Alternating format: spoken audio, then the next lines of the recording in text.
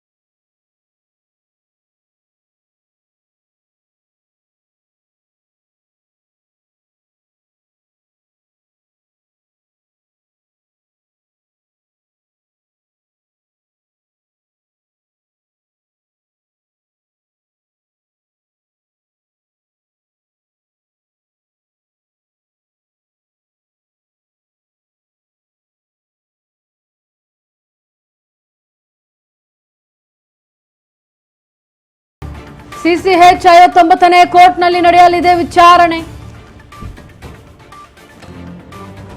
VC ಮೂಲಕ ಹಾಜರಾಗಿರುವಂತಹ ದರ್ಶನ್ ಮತ್ತೆ ಪವಿತ್ರ ಗೌಡ ಇಂದಿನಿಂದ ರೇಣುಕಾಸ್ವಾಮಿ ಕೊಲೆ ಕೇಸ್ ವಿಚಾರಣೆಗೆ ಸಂಬಂಧಪಟ್ಟಂತೆ ದರ್ಶನ್ ಸೇರಿ ಎಲ್ಲಾ ಆರೋಪಿಗಳು ಕೋರ್ಟ್ಗೆ ಹಾಜರಾಗಿದ್ದಾರೆ.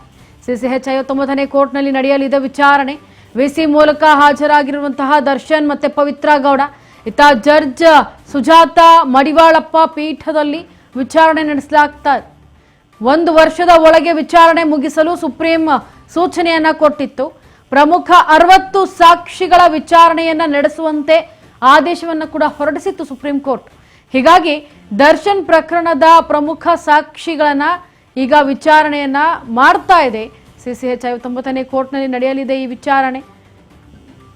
ಅಂತೂ ಇಂತೂ ಇವತ್ತು ಕೊಲೆ ಕೇಸ್ನಲ್ಲಿ ವಿಚಾರಣೆಗೆ ದರ್ಶನ್ ಹಾಜರಾಗಿದ್ದಾರೆ. ಇಂದಿನಿಂದ ರೇಣುಕಾಸ್ವಾಮಿ ಕೊಲೆ ಕೇಸ್ ವಿಚಾರಣೆ ಶುರು.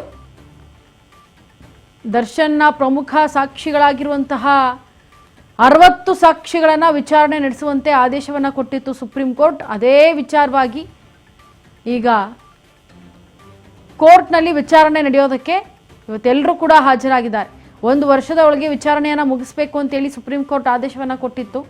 ಹಾಗಾಗಿ ಹಾಜರಾಗಿರುವಂತಹ ದರ್ಶನ್ ಮತ್ತೆ ಪವಿತ್ರ ಗೌಡ ಇತ್ತ ಜಡ್ಜ್ ಸುಜಾತ ಮಡಿವಾಳಪ್ಪ ಪೀಠದಲ್ಲಿ ವಿಚಾರಣೆ ನಡೆಯುತ್ತೆ. ಸುಮ್ಮನೆ ಟೈಮನ್ನು ವೇಸ್ಟ್ ಮಾಡ್ಕೊಳ್ದೆ ಒಬ್ಬೊಬ್ಬರಿಗೆ ಒಂದೊಂದೊಂದು ಡೇಟನ್ನು ಕೊಡದೆ ಒಬ್ಬೊಬ್ಬರಿಗೆ ಒಂದೊಂದ್ಸಲ ಕರೆದಿದ ತಕ್ಷಣ ವಿಚಾರಣೆಯನ್ನು ನಡೆಸಬೇಕು, 1 ವರ್ಷದೊಳಗಡೆ ಮುಗಿಸ್ಬೇಕು ಅಂತ ಹೇಳಿದರು. ಇದ್ರ ಬಗ್ಗೆ ಮತ್ತಷ್ಟು ಡೀಟೇಲ್ಸನ್ನು ಕೊಡೋದಕ್ಕೆ ನಮ್ಮ ಪ್ರತಿನಿಧಿ ಅಜಯ್ ಗೌಡ ದೂರವಾಣಿ ಸಂಪರ್ಕದಲ್ಲಿ. ಅಜಯ್ ಗೌಡ, ಈಗ ಏನು ಈ ದರ್ಶನ್ ಅವರು ಪವಿತ್ರ ಗೌಡ ಇವಾಗ ಹಾಜರಾಗಿದ್ದಾರೆ ಕೋರ್ಟ್ನಲ್ಲಿ, ಆದರೆ ಈ ಏನು ಸಾಕ್ಷಿಯನ್ನು 1 ವರ್ಷದೊಳಗಡೆ ವಿಚಾರಣೆ ನಡೆಸಬೇಕು ಅಂತ ಹೇಳಿದ್ದಾರೆ. ಈಗ ಯಾರ್ಯಾರೆಲ್ಲ ಅಲ್ಲಿ ಬಂದಿದ್ದಾರೆ, ವಿಚಾರಣೆ ಯಾವ ರೀತಿಯಾಗಿ ನಡೆಯುತ್ತೆ? ಚಿತ್ರದುರ್ಗದ ರೇಣುಕಾಸ್ವಾಮಿ ಕೊಲೆ ಪ್ರಕರಣಕ್ಕೆ ಸಂಬಂಧಪಟ್ಟಂತೆ ಒಂದು ಕಡೆ ಇವತ್ತಿನಿಂದ 57ನೇ ಸಿಸಿಎಚ್ ಕೋರ್ಟ್ ನಲ್ಲಿ ಒಂದು ಟ್ರಯಲ್ ಕೂಡ ಆರಂಭ ಆಗುತ್ತೆ. ಪ್ರಮುಖವಾಗಿ ಹಿಂದೆ ಕೂಡ ಸುಪ್ರೀಂ ಕೋರ್ಟ್ ಕೆಲವೊಂದಷ್ಟು ಡೈರೆಕ್ಷನ್ ಗಳನ್ನ ಕೊಟ್ಟಿತ್ತು. ಈ ಒಂದು ಪ್ರಕರಣದಲ್ಲಿ ಒಟ್ಟು 273 ಸಾಕ್ಷಿಗಳನ್ನ ವಿಚಾರಣೆ ಮಾಡಬೇಕು ಟ್ರಯಲ್ ಸಂದರ್ಭದಲ್ಲಿ ಅಂತೇಳಿ ಸಾಕಷ್ಟು ಒಂದು ವಿಚಾರಣೆ ಮಾಡುವಂತ ಕೆಲಸವನ್ನ ಲೋಯರ್ ಕೋರ್ಟ್ ಕೂಡ ಮಾಡ್ತಾ ಇತ್ತು. ಆ ಒಂದು ಸಂದರ್ಭದಲ್ಲಿ ದರ್ಶನ್ ಕೂಡ 2ನೇ ಬಾರಿ ಬೇಲ್ಗೆ ಹಾಕೊಂಡಿದ್ರು.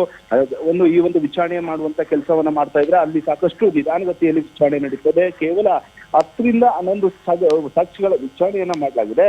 ಇನ್ನೂ ಕೂಡ 273 ಸಾಕ್ಷಿಗಳನ್ನ ಆಲ್ಮೋಸ್ಟ್ 263 ಸಾಕ್ಷಿಗಳನ್ನ ಇನ್ನೂ ಪೆಂಡಿಂಗ್ ಉಳಿಸ್ಕೊಂಡಿದ್ರೆ ಅದು ಅಲ್ಲೇ ಟ್ರಯಲ್ ಮುಗಿಯುವಂತ ಸಂದರ್ಭದಲ್ಲಿ ಕೂಡ ಸಾಕಷ್ಟು ಡಿಲೇ ಆಗುತ್ತೆ.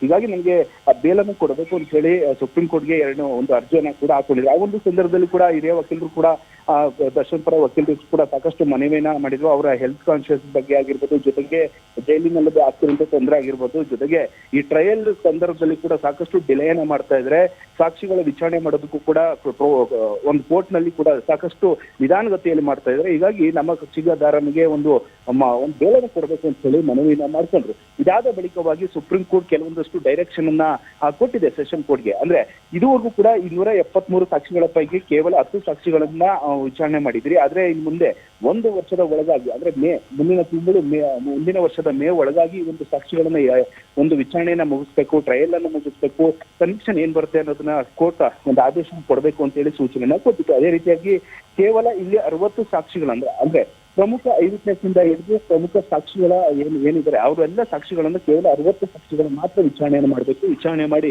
ಈ ಒಂದು ಕೇಸನ್ನ 1 ವರ್ಷ ಒಳಗಾಗಿ ಒಂದು ಮುಗಿಸ್ಬೇಕು ಟ್ರಯಲ್ ಅನ್ನ ಅಂತ ಹೇಳಿ ಸೂಚನೆಯನ್ನ ಡೈರೆಕ್ಷನ್ ಕೂಡ ಸುಪ್ರೀಂ ಕೋರ್ಟ್ ಕೊಟ್ಟಿದೆ. ಇದೇ ಬೆನ್ನಲ್ಲೇ ಇದೀಗ ಕಳೆದ ಒಂದು 15 ದಿವಸದ ಹಿಂದೆ ಅಷ್ಟೇ ಕೂಡ ಕೆಲವೊಂದಷ್ಟು ಸಾಕ್ಷಿಗಳ ವಿಚಾರಣೆಯನ್ನ ಕೂಡ ಮಾಡಲಾಗಿತ್ತು. ಆ ಒಂದು ಸಂದರ್ಭದಲ್ಲಿ ನಿರಂತರವಾಗಿ ಒಂದು ದಿನ ಬಿಟ್ಟು ಅಥವಾ ಒಂದು ದಿನ ಅಥವಾ ಡೈಲಿ ಬೇಸಿಸ್ ಮೇಲೆ ಒಂದು ಸಾಕ್ಷಿಗಳ ವಿಚಾರಣೆಯನ್ನ ನಡೆಸಿ ಅಂತ ಹೇಳಿ ಸುಪ್ರೀಂ ಕೋರ್ಟ್ ಡೈರೆಕ್ಷನ್ ಕೂಡ ಕೊಟ್ಟಿದೆ. ಹೀಗಾಗಿ ಇವತ್ತು 59ನೇ CCH ಕೋರ್ಟ್ ನಲ್ಲಿ ಒಂದು ವಿಚಾರಣೆ ಕೂಡ ನಡೆಯುತ್ತೆ. ಆ ಒಂದು ಸಂದರ್ಭದಲ್ಲಿ ನ್ಯಾಯಾಧೀಶ ಆಗಿರುವಂತಹ ಸುಜಾತ ಏನಿದ್ರೆ ಅವರು ಕೂಡ ಒಂದು ವಿಚಾರಣೆಯನ್ನ ನಡೆಸ್ತಾರೆ. ಯಾಕಂದ್ರೆ 1 ವರ್ಷದ ಒಳಗಾಗಿ ಈ ಒಂದು ಕೇಸನ್ನ ಸಂಪೂರ್ಣ ಸಾಕ್ಷಿಗಳನ್ನ ವಿಚಾರಣೆ ಮಾಡಬೇಕು, ಈ ಟ್ರಯಲ್ ಅನ್ನ ಮುಗಿಸ್ಬೇಕು ಅಂತ ಹೇಳಿ ಡೈರೆಕ್ಷನ್ ಇರುವಂತಹ ಹಿನ್ನೆಲೆಯಲ್ಲಿ ಆದಷ್ಟು ಬೇಗ 60 ಪ್ರಮುಖ ಸಾಕ್ಷಿಗಳನ್ನ ವಿಚಾರಣೆ ಮಾಡೋಕ್ಕೂ ಕೂಡ ಒಂದ್ ಕಡೆ ದರ್ಶನ್ ಪರ ವಕೀಲರಿಗೂ ಮನವಿಯನ್ನ ಮಾಡಿದ್ದಾರೆ. ಅದೇ ರೀತಿಯಾಗಿ ಸರ್ಕಾರ ಪರದ ವಕೀಲರು ಕೂಡ ಅವರು ಕೂಡ ಒಂದು ಮನವಿಯನ್ನ ಮಾಡಿರುವಂತಹ ಹಿನ್ನೆಲೆಯಲ್ಲಿ ಆದಷ್ಟು ಬೇಗ ಈ ಸಾಕ್ಷಿಗಳನ್ನ ವಿಚಾರಣೆ ಮಾಡುವಂತ ಕೆಲಸಗಳು ಕೂಡ ಆಗ್ತಾ ಇದೆ. Yes Ajay, thank you so much ನಿಮ್ಮೆಲ್ಲ ಮಾಹಿತಿಗಾಗಿ.